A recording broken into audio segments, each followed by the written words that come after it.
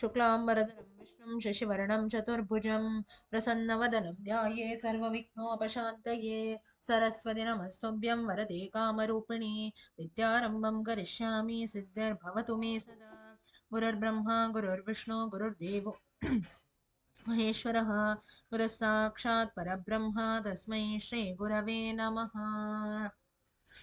Okay. So last time, if you remember, we saw the topic of Ayodhya, Rama, and so on. The topic ended there. Today we have a new topic. Um, I felt it should be interesting. I hope it is. So I felt it is.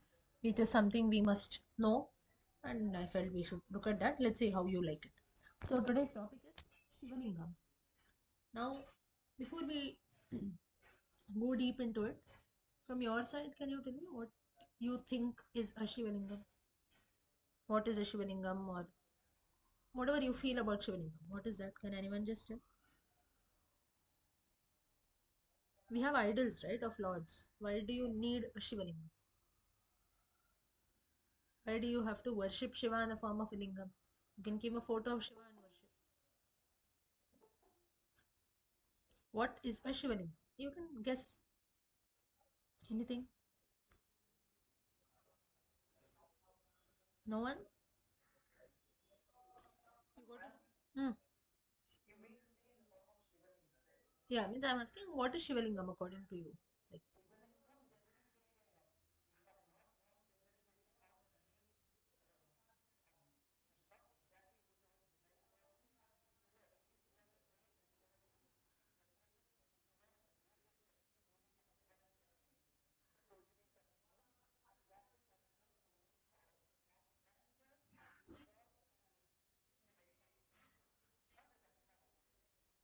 okay.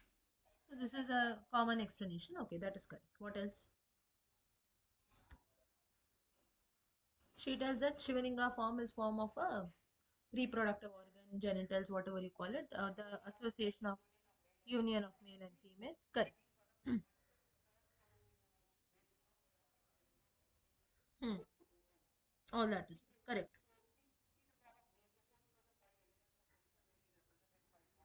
Correct. So this is something which is a common. Girijaji, first form of creation. Not exactly, but okay, that also you can consider. Okay, first form of creation, not exactly. That is not Shivalinga.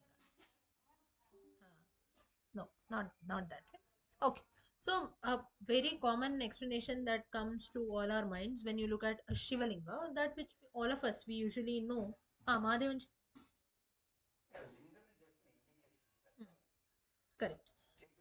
Like a chinnam, correct. So what he says is it's just a chinnam or a symbol, just as we have Shaligrama for Vishnu, Shivalinga is for Shiva. Correct. So the hmm, which is formless. Okay.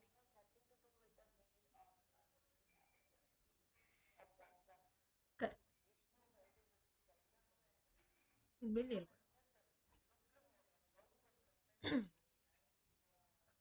Okay.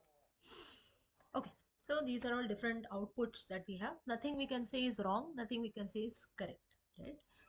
So now this picture that you can see in front of you is Jnanavapi. Jnanavapi, I hope all of you are familiar with the controversy that was going around the Jnanavapi Shivalinga. We have so much of people fighting about it and so on. So from there, actually, so Jnanavapi is just an example that is there. In recent times, you have the issue around this. Now, firstly, let us see what exactly is Shivalinga or from where it has been derived and so on. So let's get into the topic. Now, this topic that we see is divided into three parts. One is we have certain extremely important words are certain terms that are used. Next is as you have the most popular notion of some sexual relation with Shivalinga, that also we will see. And third is how a Shivalingam is constructed.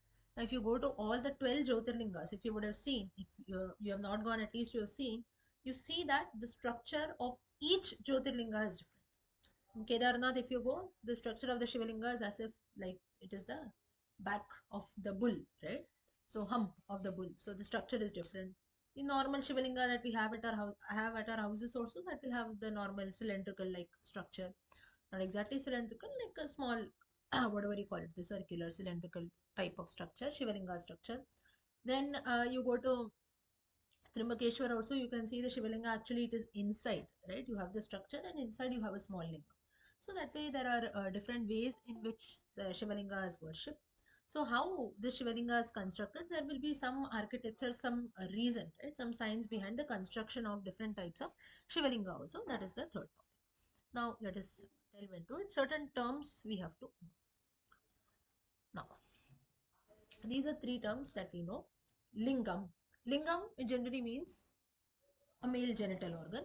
Yoni is nothing but a female genital organ.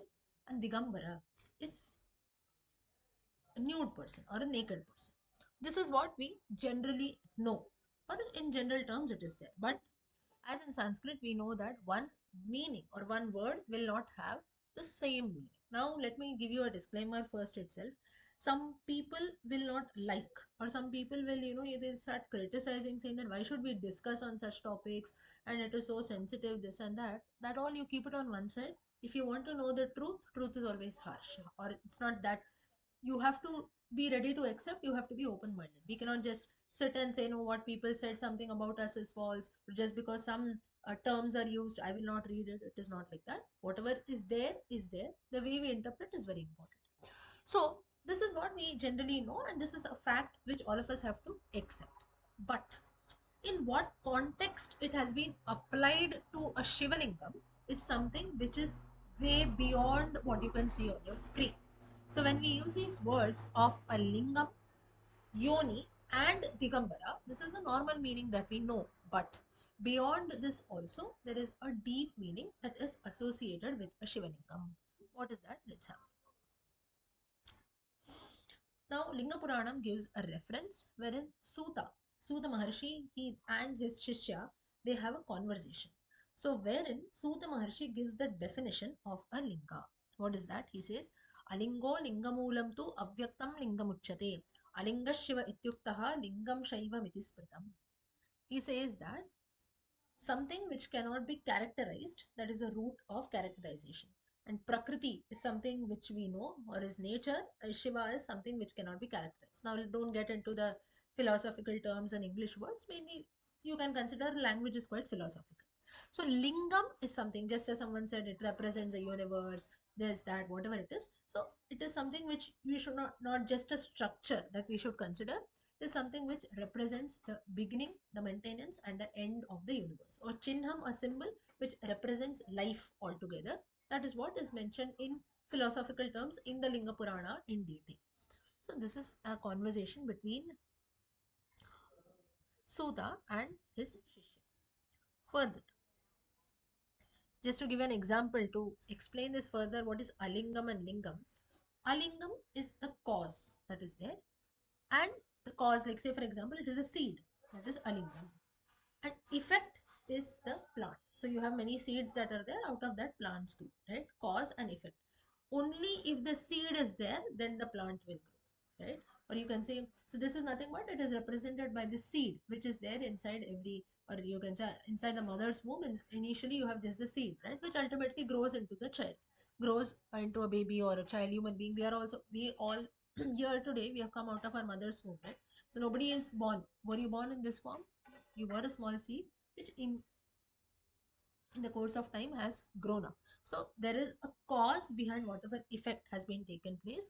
So the Shivalingam that we see around is the effect of some cause. Cause is nothing but the Shakti which is there inside the Shivalingam. So in simple terms, Shivalingam is nothing but you can say like a cause effect relationship, in that you can consider this.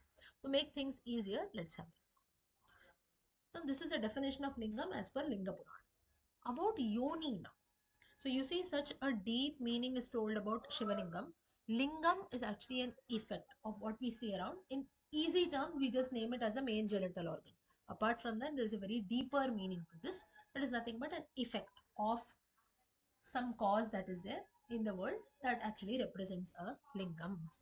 Next is about yoni. Now, yoni is simple meaning we saw female genital organ. Yoni is nothing but a mother's womb, whatever you call it. But Krishna highlights in the Gita chapter 14, Mama yonirmahad brahma tasmin garbham dadamyaham sambhava sarva bhutanam tato bhavati bharata sarvayonishu kaunteya murtayas sambhavanti yaha tasam brahma mahadyonihi aham bija pradah pita. Here again Krishna also talks about the concept of Prakriti and life. So, wherein he says that I am the seed giving father who actually what he does is Prakriti or nature is there in my womb. With that, I pregnate individual souls with that, and thus that's how this entire creation, all living beings exist. And therefore, Arjuna, for all the species that you see around today, nature, Prakriti is their womb, and I am the one who is the seed giving father. So, here through this example, is what is trying to be shown is whenever we look at certain concepts with a way, now for us, maybe for let's not say us, but in generally for people who are not that knowledgeable, also, what they will say, ah, male genital organ, female genital organ, what is so great about it? But it is a very sad story for us that in today's society we consider certain topics to be maybe we don't discuss that in open, or maybe you ask yourself about maybe you as a parent or you as a child, did anyone or did our own parents tell us something about this? We never, they never spoke about this, right? Even if you remember in schools also, I don't know, maybe things are changing now. In schools also, when we had certain topics like this which were spoken, usually those sections used to be skipped.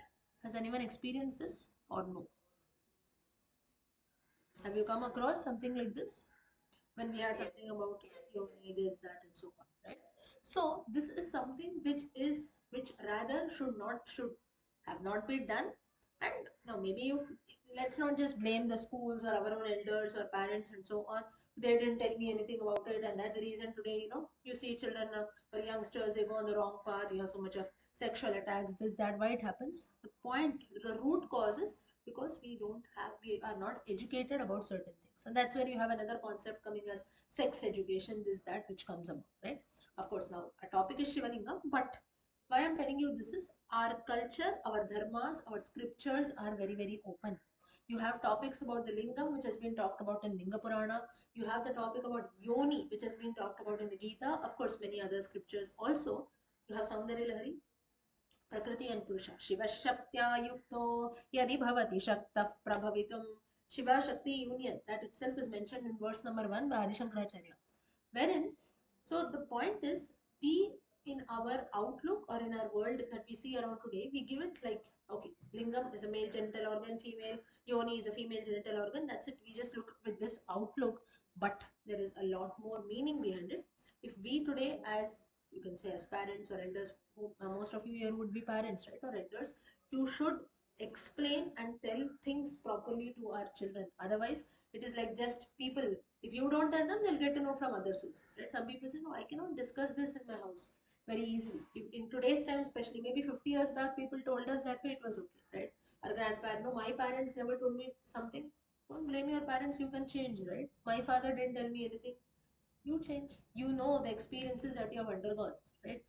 There are certain things now, coming to the point, there are certain things which we feel, right? No, my parents never told me this, but we got to know through somewhere else.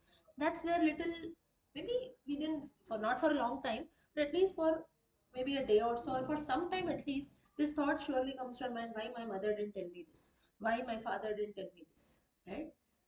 So that point wherein it comes and that feeling that is there, that experience you feel at least for some time, why they didn't tell me this? Why did they hide this from me? This experience that you undergo, at least for a very small point of time, you felt very bad about it, right? This same experience our children should not experience. My father did this to me, my mother did this to me. I should not do the same thing to my children. Why not be open? Why not tell them things that are there? Why not guide them in the right direction now that we know? Let's not blame our parents and grandparents. Maybe they were not aware of things, or even if they were aware, maybe they were not that comfortable in sharing it. That's their choice. But in today's times, now that you know things, and you know that if you don't discuss topics, there are 10 other sources. You have technology at the hands, 10 other misleading sources. Let me not even say sources, misleading sources. Especially you have so many foreign authors and so on making such derogatory comments about Shivalinga, right? Of course, there are good sources also. Let's not just put only misleading or bad. But there are bad sources also which will guide people. And a very good example, right? If you have 10 good things, you have 20 bad things, which can actually root our minds and bring out evil things also. And if you don't tell something to your children, they will get to know from some other sources. And even if you tell them later, they'll never believe. So instead of that, it's better if we ourselves tell our own kids the exact meanings of things that are there, at least now that we know. So when Krishna himself has talked about so openly, when Shiva himself, Suta himself has talked about, why not we also discuss? So here, so this again shows that the process of creation, that is a union between Shiva and Shakti, Jagatav Pitarau Vande Parvati Parameshwarau, that is what all of us we undergo in our lives also, for not only human beings, for other creations also, be it animals, birds, and so on. Reproduction, or you can say union of a male and female, is something very common part of our lives. And this is one reason why, though we maybe we take such things very casually, we don't speak about it. But you go and ask someone who's not blessed with children, right? Only they know the dukkha that is there. Now, that is why even the lingam, that is a seed which is there, or the yoni of the mother, why we have so much of fertility problems, this and that. That is because the yoni and the lingam are not that good. There is will be certain problems here and there, and so on. So this process that is there, though we feel it is very easy or we take up very casually also, there are so much of science and mechanism behind it, how the seed generates and then an entire human being or entire creature is created. So now coming back to our topic. So here about the significance of yoni also Krishna highlights here in the Gita. About Digambara, the next term Digambara. Digambaraye Divyaye Divyarupadharaye cha Sadodita Parabrahma Dattatreya Namaste. Digambara, Avaduta, these are all different names of Dattatreya, right? Dattatreya, now Digambara, if you see the meaning, that is actually nude or naked, right? But Dik Ambara Yasya Saha, meaning one who wears the four directions as his clothing. What is the meaning of this? The meaning is he is engrossed in so much of tapasya that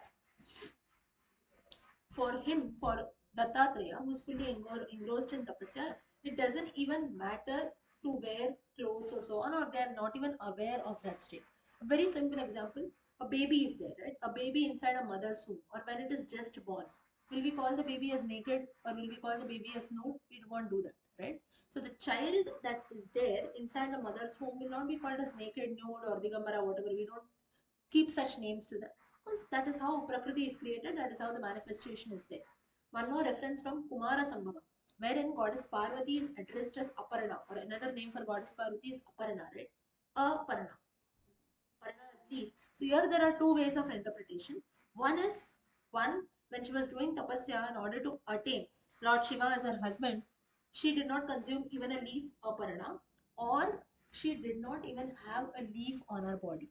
That doesn't mean that she was naked also, but considering the climatic conditions of Himalayas and the snow, her tapasya was so much that she did not realize that clothes on her body have flown away here and there, or there is nothing to cover her body and so on. She was so much engrossed in tapasya. That's how she gets the name of Aparna. These are two ways of interpretation. Similarly, here also Digambara is one who is not aware of the surroundings around him. He's just totally engrossed in meditation. So the point is, we saw three definitions for Lingam, Yoni, and Digambara. The point is, the way we interpret is very, very important. So now, how interpretation is done for Shivalingam. Let's have a look. Till here, did everyone follow? Yes. Yep. Now, next. So now we have got three definitions. Lingam, one is some effect, manifested effect. There is some cause, that is a seed that you see, that has been manifested into a creation which is represented by the Shivalinga. So the effect. Second meaning is the male organ. Yoni is nothing but a source of life, right? Only when the seed is inserted inside the mother's yoni, at that time new creation takes place. So source of life or prakriti. Second is the female genital organ. Third is digambara, this yogi without bodily consciousness. That's how you see certain sages also when they do tapasya, or even Ramana Maharshi for that matter. He just wore a kaupinam, right? Adi Shankaracharya has written something on kaupina. It is just a body, just a piece of cloth to cover one's private parts. That's it. So one who's not aware, or one without bodily consciousness, that is digambara. Second is person who is considered to be nude. So these are different meanings. How you interpret it is, that is what matters. Now there are rather many people, many scholars who have maybe taken only the second meaning that is there, and then you pass about comments. This is something which is very wrong. You can also consider the first one. Shivalinga is something, if you even look at the origin of Shivalinga, how it has come about and so on, that we'll see later, you know in what aspect it has to be interpreted. Just because foreign scholars, or you can say Indian scholars also, few of them, they have made a wrong interpretation, that doesn't mean that we study their ways of interpretation and then we also pass about comments here and there. You don't know something, you have to find out the right way of interpretation. Next, something more in the Shiva Puranam says, Lingam cha pujyate loke tatvaya kathitam chet tat tathaiva na chan yadva karanam vidyate tviha. In the Shiva Purana, in the Koti Rudra Samhita, you have the reference that is there. You have a question. Suta tells that why is Shiva worshipped in the form of a lingam, and is there any reason behind this? For this, you have an answer. एतस्मिन् अन्तरे साक्षात् शङ्करो नीललोहितः विरूपं च समस्थाय परीक्षार्थं समागतः. Now this reference, if you see today's, out of the 12 Jyotirlingas, the Naganatha Jyotirlinga, which is in Nageshwara, Gujarat today, you have the Daruka, right? So there, that story now, has anyone visited the Naganatha Jyotirlinga? You'll know. You visited. Yeah. So you, correct. Now, if you see, if you visited the Naganatha Jyotirlinga as compared to other Jyotirlingas, it is not, it is not that crowded, right? As compared to Somnatha also, it will not be that crowded. Naganatha, and I think Naganatha Jyotirlinga is somewhat near Dwarka, if I'm not wrong. So people go to Dwarka and then you proceed further. Rajwan. Oh. So I think when you go to Dwarka, you go there, right? To Naganatha Jyotirlinga. So this place there, it seems that you have the Darukavanam around. This is where this incident that you can see on your screen has taken place, wherein once it so happened that a group of rishis, they were doing tapasya, and they had their wives also who were there. But what happened is the rishis were so proud, you can say, that they felt that their wives who were there, their partners, they are all useless. They cannot do any kind of tapasya. They used to tell them, you don't come out of your houses, this, that, and so on. So at this time, what happens is, in order to test the devotion and the bhakti of the rishis, Shiva assumes a form, a very dangerous form of Digambara, and he comes to this Daruvanam. Daruvanam or Daruka. दिगंबरोदि तेजस्वी भूतिभूषण भूषितः सचेष्टाम अकरो दुष्टाम हस्ते लिंगम विदारयति. So how was this form? He was Digambara. Digambara, you can say, you want to consider it as nude, you consider it, or a person without bodily consciousness, you consider, that is also fine. Then he comes with all about Bhasma. Now we know the form of Shiva, Bhasma all over his body. Then with the Gajavastram around his, you can see the Gajavastram that he has worn and so on. So now even if Shiva just wears a Gajavastram or a deer skin, still we can call a person as nude, right? Maybe you just wear a towel around your body. That, now I'll give you a very simple example. A person, say you go for a bath also, or after a bath, most of us will come with a towel around our body. So to that person, what is the title that you, the person, it's not that he has not worn any clothes. At the same time, we cannot claim that he has worn some clothes, right? Just a piece of cloth that you have covered around your body. Same thing here, Shiva also, because he is totally engrossed in meditation, like Digambara, like Dattatreya. He is not aware of the, he is not even attached to any material consciousness, bodily consciousness. That's why he just wears, picks up a Gajavastram, wears it around his neck. So it seems that at this point, what happened is, he comes there in the form of Digambara with Vibhuti all over his body, and he had held the lingam that he had in his hand.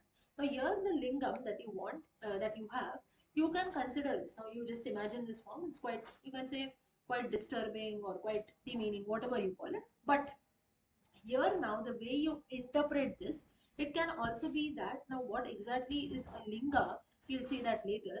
So you consider here in the meaning of a genital organ, or you consider some very vital form of energy that is there. So looking at this form, now just imagine, you can also create a picture in your minds, right? So you see, so something which is very, very disturbing, and the sages didn't know what to do. They were totally, they, totally disturbed. The way they reacted, they just ran away from there, this, that. You had woman also around there. And this form of Shiva was taken to just test the devotees. Now, and then of course later you have Shiva who was worshipped there, and then you have Naganatha Jyotirlinga and so on. All that story comes in mind. Now here one question comes: what was the need for Shiva to come in this form? Is there any need? If you had to test the bhakti of someone, there can be many instances, right? Many, you can do many other things. What is the need to come in such a form? Now here maybe Shiva wanted to reveal the importance of his Digambara form of Bhasma and with the Lingam along with him to show the power of Lingam also. That can be one reason that is there. So, now if you have to see something or if there have to be testing times, there can be different examples that take place. So that can be one reason why maybe Shiva has manifested in this form. Now, how we consider here, now you know the second meaning also of Yoni, Garbha, and just 1 second, hold on.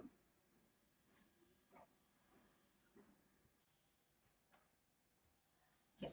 So this was a form of Shiva that was there, and just maybe to now we know the meanings of Lingam, Yoni, and Digambara, so you can also interpret it the other way. So Shiva came in a very, you can say, a very such a form of Digambara, this, that, and he came in front of the sages in order to test their devotion. Now, further, what happened is, इत्युक्ते तु तदातैश्च लिङ्गं च पतितं क्षणात् अवधूतस्य तस्याशु शिवस्य भूतरूपिणः. Looking at this form of Avadhuta, here itself, Digambara doesn't mean naked. This the Shiva Purana itself highlights. Why so? Because the word is not used as Digambara any longer, it is used as Avadhuta. Avadhuta, Digambara, and so on are names for Dattatreya. That means a yogi who has completely lost his bodily consciousness, material awareness. So here, the rishis actually cursed Avadhuta who came in front of them in the form of Digambara, that is, but they didn't know that he was Lord Shiva himself. They were actually devotees of Lord Shiva, but they were not aware of this. And at this time, what happened is when they cursed, the genital organ, that is the lingam which was there, it fell down instantly. Now, why it fell down is because it had a lot of power. It was actually represented by Agni Tattva. So a lot of power that is there. You can say the effect, right, of the universe that we saw before. That's the meaning of lingam. So that actually fell down. ततस्त्वदीयं तल्लिङ्गं पततां पृथिवीतले यत्र यत्र च तद्याति तत्र तत्र दहेत् पुनः. Now, when the lingam fell down on earth, it seems that on the floor when it fell, it started radiating Agni and it started burning everything around. That's where it is believed that even the Darukavanam also is burnt totally. Even today, if you go to that place of Dwarka and Dagnath, on the way, if you see, you will not have lot of trees and so that are there. Vegetation is very poor at that part because a lot of things have been destroyed due to the forest fire which took place then in Darukavanam. So all this reference you have in the Shiva Puranam, those who are interested, you read through it fully. I'm just touching upon the topic. Shiva Puranam, the section of Koti Rudra Samhita, 12th Adhyayam. In that you have different shlokas. And in other Puranas also you have these stories that are there. Now, here now next what happens? गिरिजां योनिरूपां च बाणं स्थाप्य शुभं पुनः तत्र लिङ्गं च तत्स्थाप्यं पुनश्चैवाभिमत्रयेत्. Here what happened is when the linga was burning, that is actually fire was burning, the entire world was being burnt around. At that time, Parvati, what she does is, in order to stop the world from burning, in order to stop the lingam from burning, what she did is she assumed the form of a yoni. Yoni, what exactly is yoni? Yoni is actually the lower part of the Shiva. So the top part, the upper part is the linga, and below what we see, that is actually the yoni. We will see that later. And then there is also a bana, that is an arrow. So basically, goddess Parvati, she manifested herself twice. One in the form of a yoni, second in the form of a bana. That's why if you see, even the Shiva, if you have a Shivalingam at your house, just go and check that once. You can actually see a bana. There will be a structure on top of the Shivalinga. It's not just the lingam and the yoni. Has anyone seen that? Yes? You have a line like sort of a thing on the Shivalinga. Have you ever seen that? That line is nothing but the arrow. That is the bana. So here, Girijam Yoni Rupam. So why that arrow was needed is actually to stop the fire. Now there are you also have some Puranic stories wherein this fire, which is actually represented, which was a Shakti that is there. So now all of us, we know the power of fire, right? You just put a small flame, it will burn around everything. Why Shiva or Shivalinga was represented by fire was because it actually burns about the entire world. That is a reference why it is, or it burns out everything. It has got the power of everything, bringing like Sarvavyapi, can bring everything under its control. That's why Shivalingam was represented by the Agni Tattva. So then you have the Puranic story. If you see this, the flame of fire that was burning, Brahma and Vishnu have an argument in them to find out the end of this. Brahma in his Hamsa Avatara goes upwards. Vishnu, taking a Varaha Swarupam, goes downwards. He digs the ground. He could not find the end of the Shivalinga, end of the fire that was there. He comes back, returns defeated, says, I could not uh, find it. But Brahma, he feels, how can I lie? Like this, how can I tell that I didn't find?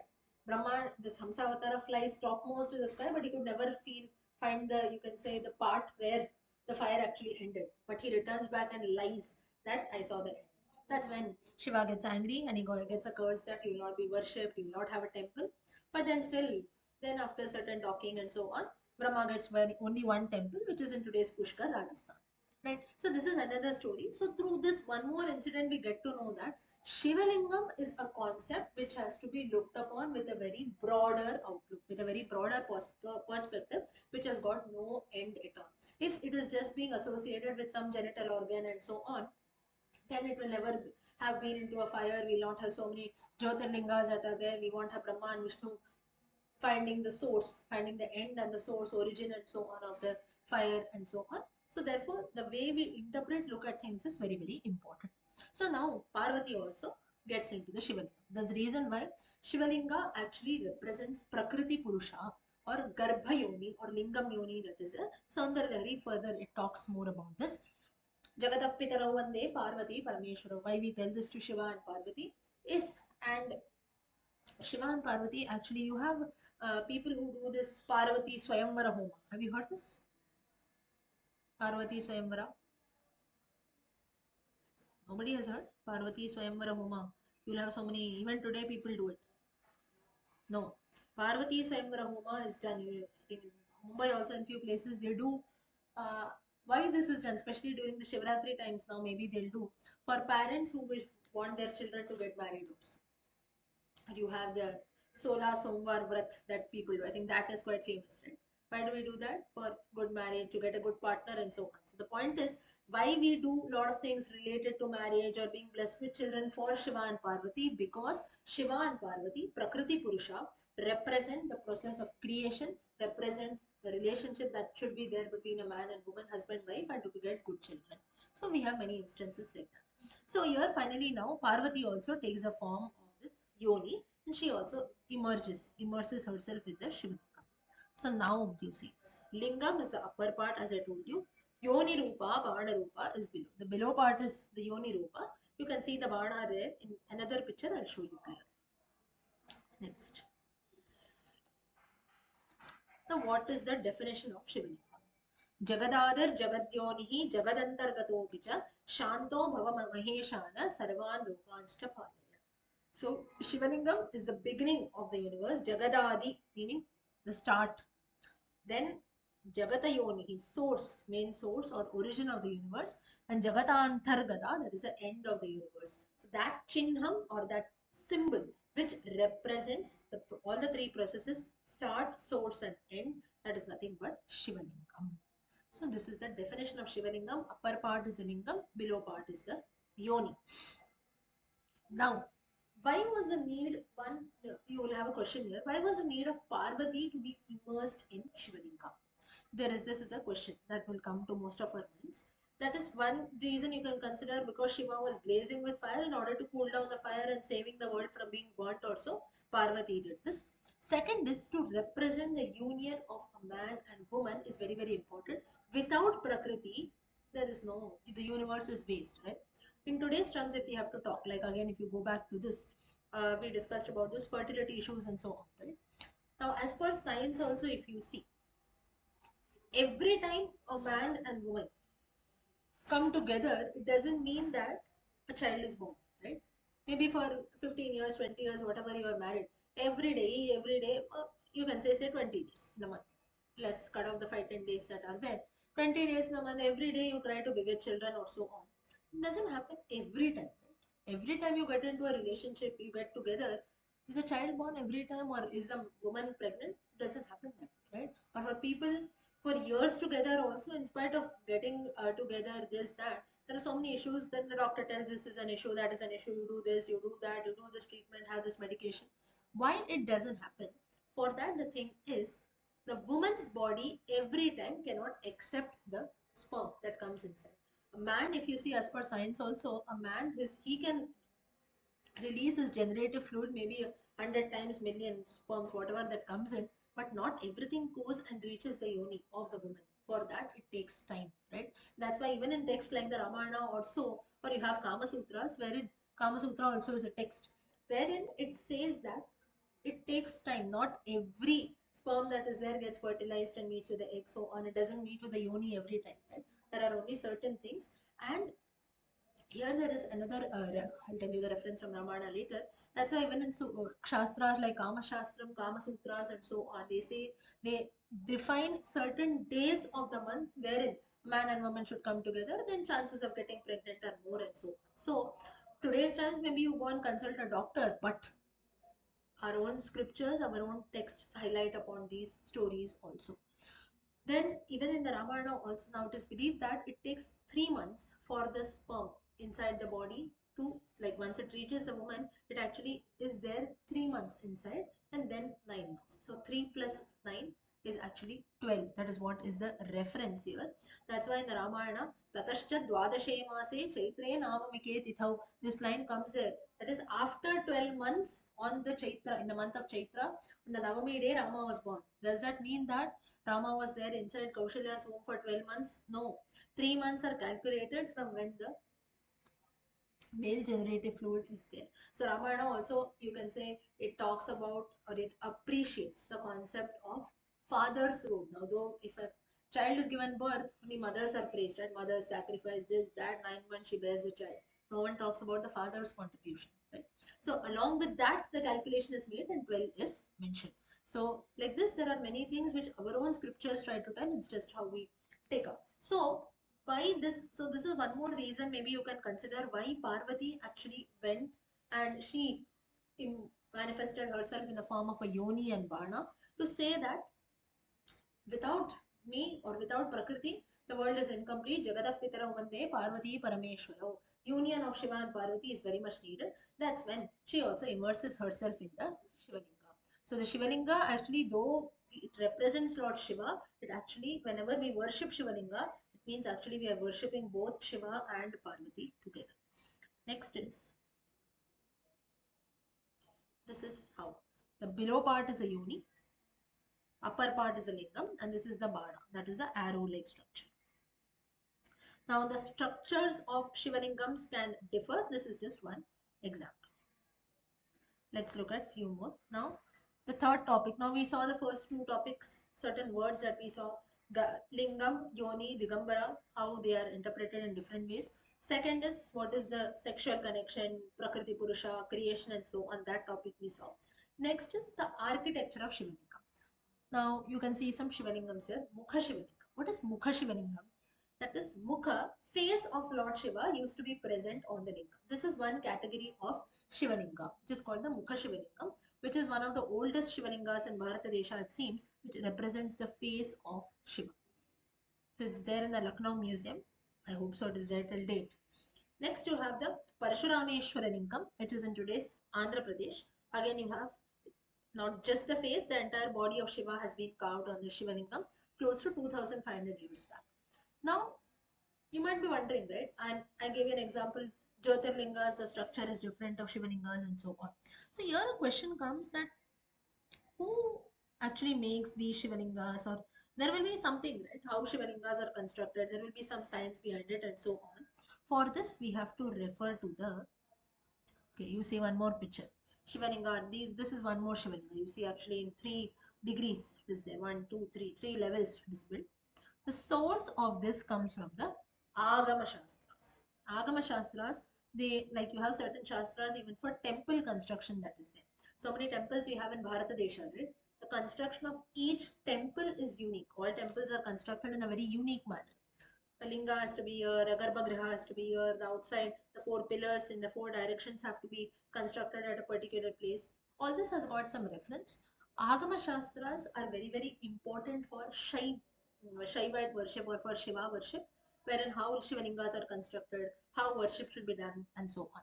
There are in all 28 Agama Shastras that talk about this, but mostly three are considered to be most important: Kamika, Karanama, and Makuta. These are three Agama Shastras which talk about the construction of Shivalinga, how a Shivalinga should be made, worshipped, and so on. In that, you have references to this Mukha Shivalingam also. Now, these Agama Shastras are actually they have their origins in the Vedas. So these Agama Shastras itself are close to more than 2000 years old. So just imagine the year of the Vedas, when actually the Vedas would be so old. But today, at least, if we listen to the word Vedas, we have to consider ourselves blessed. If you get an opportunity to learn, well and good. So, our knowledge of our own scriptures, if you see, it's not something which happened 50 years back, 100 years back. Someone has written something, they have recorded it, and you know about. Sanatana Dharma or our own culture or books, scriptures that are there, it has gone through a very, very difficult process of preservation, and we have to be thankful to the scholars who did this. First is the rishis. And you see, in Bharatadesha, hardly people used to believe in recording something. That's why you see so much of credit, so many of these maths formulas, theorems, or even in science, right? Even today we go to Newton. Even today we study Pythagoras theorem. Even today we give credit to so many others, right? For every theorem, for every science definition, and so on. But we have seen, I'm not sure, we saw in some other, in the previous sessions, I don't remember, where we saw about Aryabhatta's contribution, we saw Bhaskaracharya's contribution for Ganita Shastram, and so on. Everything is there. Now, it's not wrong that we are studying some foreign scholars, this or their contributions. No doubt, their contributions have to be accepted. But somewhere we only as Indians we went wrong. We didn't know. Now, even now also when we are coming across something, maybe we read this for the first time. Right? Oh, Aryabhatta has done something like this. Oh, Varahamira something has done something like this. Oh, Bhaskaracharya has done something for Ganitam and so on. We just know this. Beyond this, we cannot even put something, right? The reason is because we have not studied our own scriptures. Whereas people from outside, what they did is they came here, they studied something, and they got good credits for that. For that, we should not just blame that someone else took our credits and went away. They did that because we were fools, that we couldn't stand up and say. That's because even today also you see it's such a sorry state, right? Our own people or we, us, including all of us, hardly we know anything. Something is there. Ah, maybe it is there. I don't know. I have to check. Nothing we know, in fact, right? So that is some now. Let's not just talk about what has actually happened and keep fighting why Newton gets the credits or why someone gets the credits. At least from now on, let the credit be given in the book. Maybe you do the same thing, your children are also studying in the same way. Forget about that. But at least we must know that along with Newton, along with whoever Pythagoras, this, that, we have so many other scholars also who have given their contributions. So our own contributions, at least we must know that a person like this has existed in our culture, and that too. You talk about the Vedas or all these Shastras and so on. In recent times in the sense, maybe about 1 or 2 centuries back, you have something in written records, right? Today, whatever you need, you immediately Google something, you'll get an online PDF. Or you go to a market, you buy a book, you buy something online, you will get it. It was not this, you want to refer something, immediately you have books for that. But it was not the case maybe 200, 300 years back. They were manuscripts. From those manuscripts, studies have been made. You have today books and so on. Even before that, before the period of manuscripts, you didn't even have manuscripts, right? Everything was passed on through oral tradition.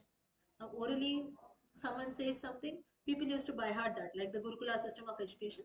That's how all this knowledge has been passed about. So just imagine the amount of knowledge that our ancestors used to have. The case of all of us now, I'm showing you something on the screen, I'm telling you something, I might share the recording later on the group, I might maybe share these notes, but still, how many of us actually remember? Including myself, I'll forget, right?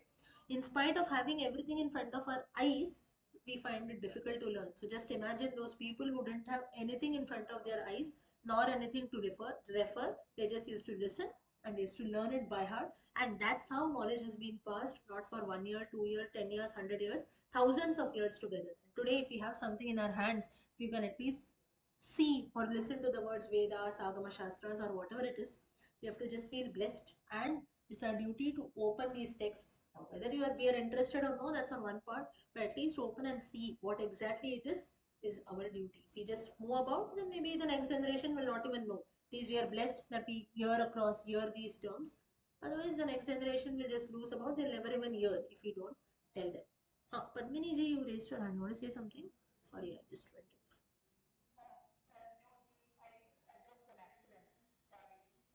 Achha. Okay. So this is about Agama Shastras, wherein you have the construction of Shivalingas and so on. That has been mentioned in detail. Next is now how Shivalingas are made. They are made. Now all this reference has been taken from these Agama Shastras only. From how Shivalingas are made. One is Mridmaya. Mridmaya is nothing but from earth, that is mud. Second is Lohaja. Lohaja, 8 metals are used, mainly gold, silver, copper, bronze, brass, iron, lead and tin. Then some Shivalingas are made using stones, so emeralds, pearls and so on. You see the, have all of you seen the Chandramaurishwara Linga, which is used in the Sringeri Pitha or Kanchi Pitha? If you see, it is that white color thing, right? White color stone. Has anyone seen that? Yeah. So that, yeah. So that is again one of a Ratnam you can consider, which it is believed that Adi Shankaracharya himself has worshipped that linga.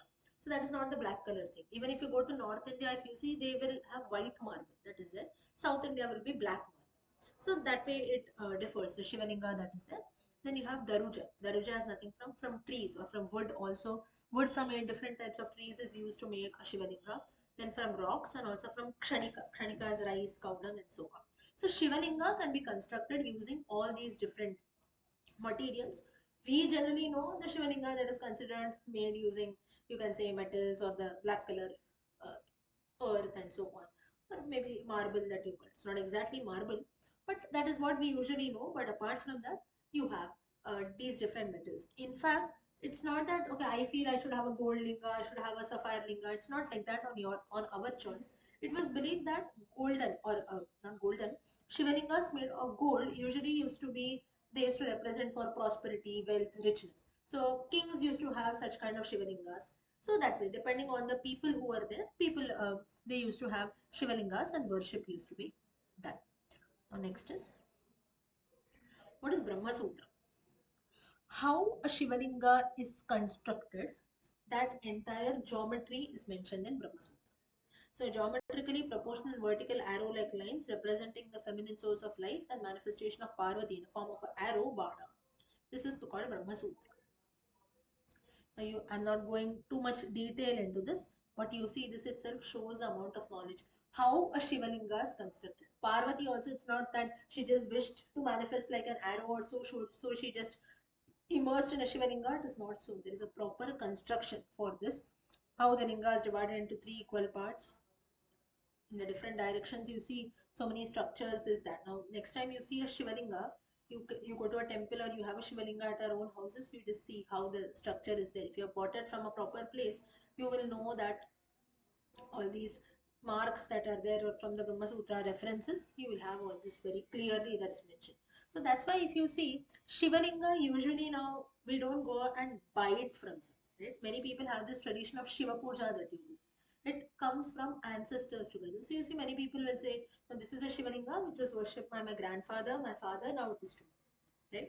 So it is usually passed on. Usually Shiva Puja or even Shaligrama Puja for that matter, it is passed on from one generation to another. Some people, they will not have the practice of Shivalinga as such, Shiva Puja in their traditions. So maybe you get a Shivalinga from a shop or so, and then you do the proper Pratishta, this, that.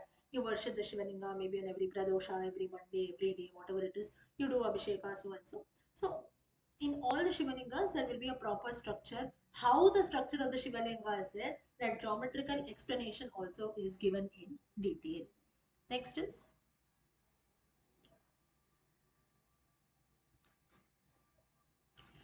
the Kamika Agama. Out of the Agama Shastras, in this Agama called Kamika Agama, you have the different dimensions of the Linga, various designs of the Yoni, and how the Prana Pratishta has to be done, how a Lingam has to be established, and what are the Vedic rituals that had to be done for a Lingam and so on.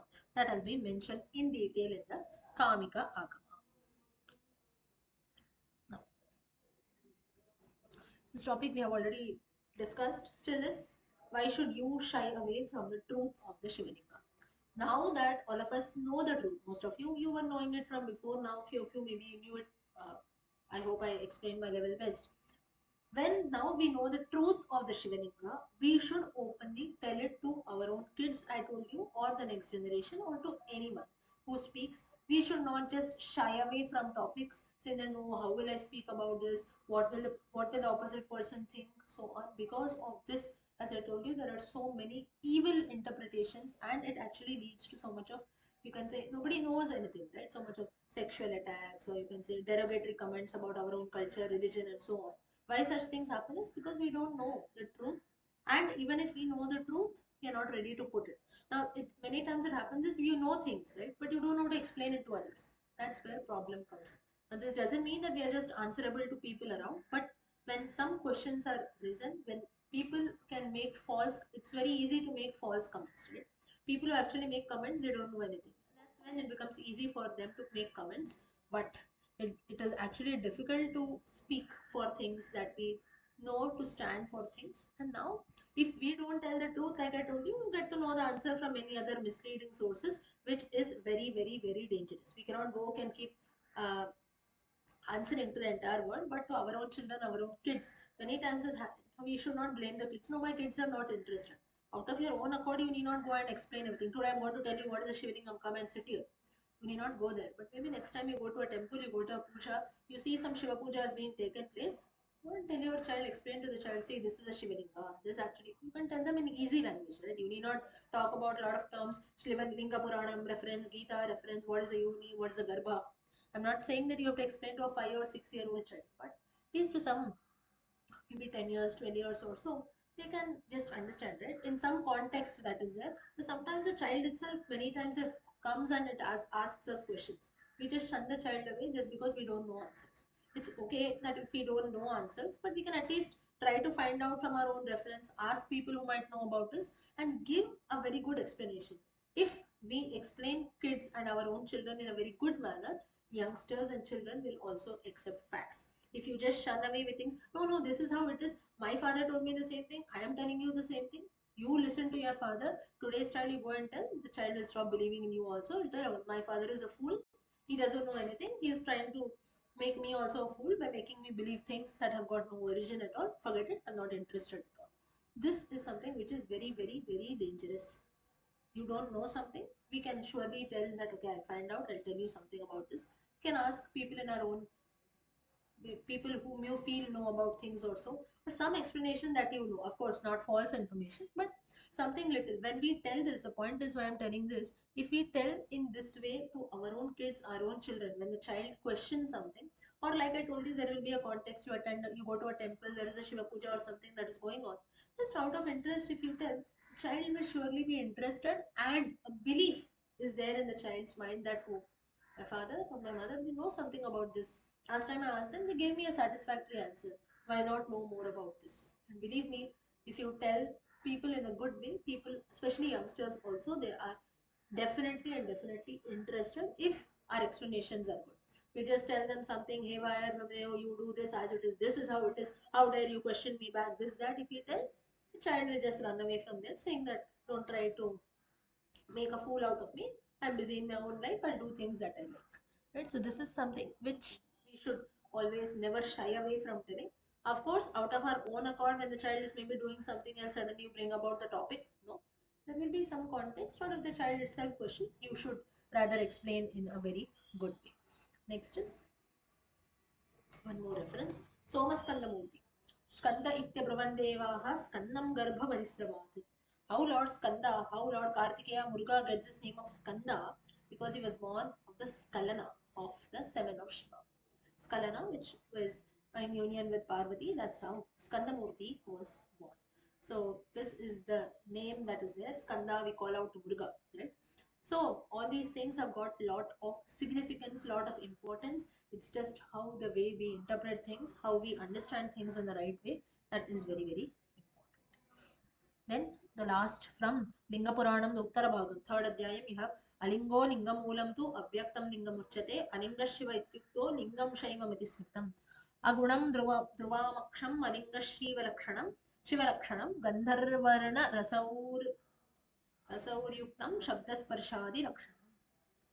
So the same thing that we saw in the initial slide, manifested form or the manifested effect is Shivalinga, cause is nothing but Prakriti. And the Shiva who is there, the Shivalinga form is devoid of all material aspects, smell, taste, sound, touch, and so on. But all this can be seen in Prakriti. So, just as I gave you a very simple example, when a child is born, father also has got an equal responsibility, right? But father's contribution, nobody thinks about that. Mother, you can see from outside, okay? When you look at a lady, say for example, parents to a man and woman are going to become parents. Looking at the woman, we can make out that she can become a mother. Why? Looking at her womb, maybe, right? But can you look at a father and make out, oh, he's going to become a father? You cannot see that, right? Why? That just cannot be seen. Prakriti can be manifested, but that doesn't mean that the father's contribution is not there. Just because you cannot see something from your naked eyes, right? Or that doesn't mean that we don't respect the contribution of the father. We forget there that the main cause is by the father. If the father had not contributed, today maybe we won't see the mother with the womb there, right? So this is how you have the explanation here. So Prakriti is something which is characterized, smell, color, taste, but some physical aspects can actually be seen in Prakriti, in nature around. Whereas in Purushaha, like the man, we cannot see that, doesn't mean, like the lingam here, that doesn't mean that the contributions are not there. That is the main, you can say, origin or the cause of everything. Shivalingam is a manifestation of both lingam and yoni, that is cause and effect. Okay, so with this topic of Shivalingam comes to an end. I hope all of you could make out